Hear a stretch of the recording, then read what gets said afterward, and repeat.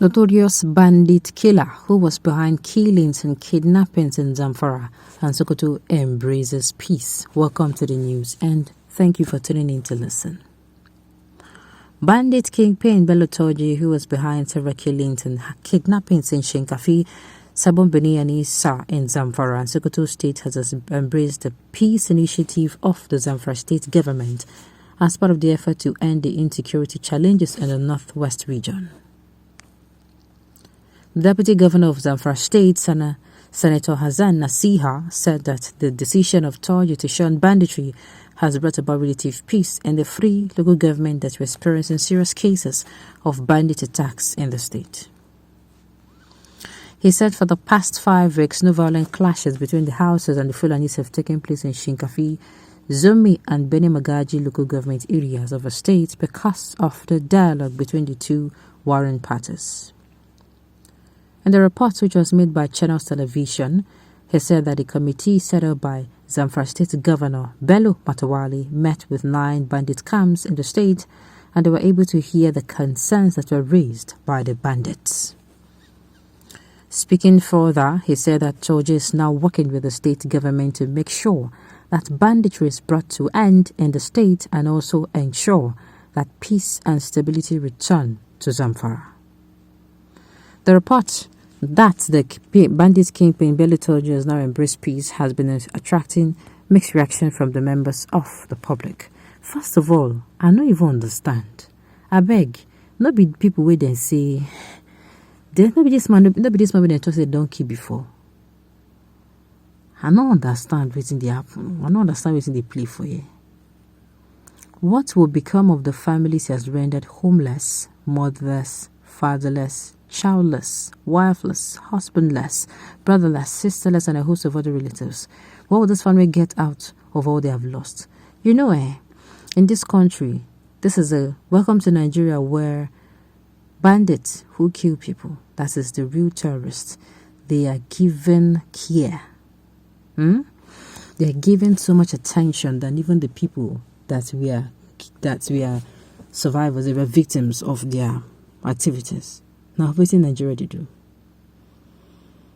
The last we hear, or what we hear of those people who are in IDP camps, is how they are not fine, how they are not doing well. But meanwhile, the federal government, they carry our money where they get from us, or the one that they borrow for our name or our head.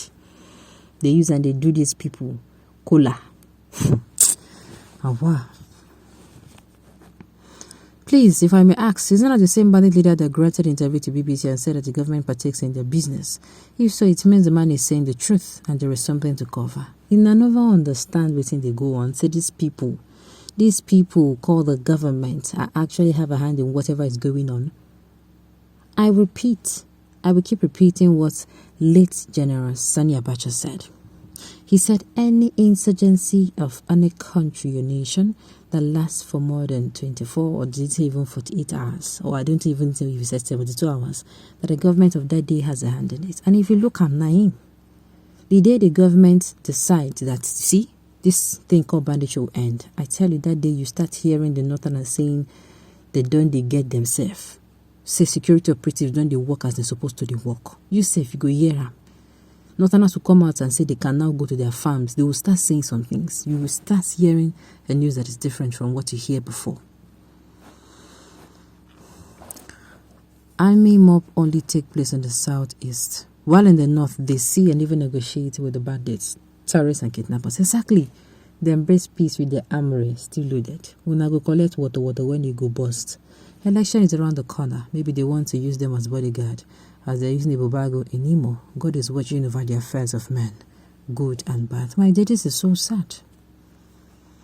I think more should be done to ensure that they also surrender their arms and ammunition to the government. The arm mob would ensure relative atmosphere in the state. My dear, to me, in foreign countries, I know and I hear that they don't negotiate with terrorists. In fact, there is nothing like repentant terrorists. You don't use those two words in the statement side by side in the US. If you even talk and if you even carry you, say go. If you carry and say just mention her, I tell you. This is the only place anywhere in the world that this will happen. Of course, Now that the security forces have been given free hand, it becomes obvious to its sponsors that the game is up. Leadership system in Nigeria has failed us in all parameters. How annoying for a notorious bandits to have a peace talk. Like how, which effrontery. You kill people, finish. You kill baby. Have you seen the gory pictures of these killings? You don't want me to describe them for you because you will even be having hallucinations. You might be having hallucinations for even me describing them. Children are not spared. Pregnant women are not spared. Men, women, old people are not spared. And this man comes out to say he wants to have peace talk. Omanawasha. Instead of to be sent to have fire to have such discussion with his ancestors there. I pray it is so because this is almost the 4th time we are hearing this. So there was a time goes the claim that he wrote letter to Buhari that he wants to embrace peace. Secondly, what about the lives he killed? Will it go for free?